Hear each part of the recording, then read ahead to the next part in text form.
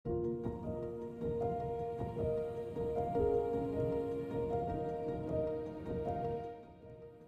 is Renet Meyer, ek is van die Briljant Brengerstoet.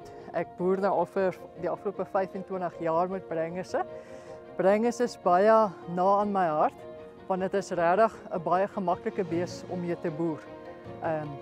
Hy gee klein kalfies. Sy kalwings is die kalfies wat gebore word is gewoonlik so tussen 28 en 32 kg. So mense het regtig kalwingsgemak. 'n Ander pluspunt van die brengesse is die moeders het verskriklik baie melk. Melkindekse wissel tussen 4 tot 7. So die melk is oorvol.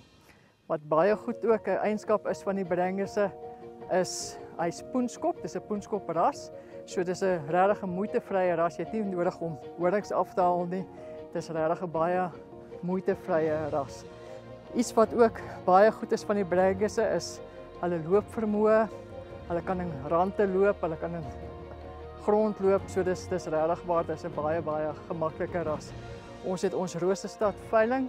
Hy is op die 14de Mei naby Reddersburg. Daar gaan goeie kwaliteit Brenges bulle wees, asook vroulike diere, so ek nooi graag almal uit wat met brengesse wil begin boer of tans brengesse het. Kom gerus, dis 'n goeie bees om vir kruisdoeleindes, as jy hom op 'n kruisras wil gebruik. Kom gerus, kom kry jou brenges daarso en jy sal definitief gelukkig wees met wat jy sien en wat jy kry.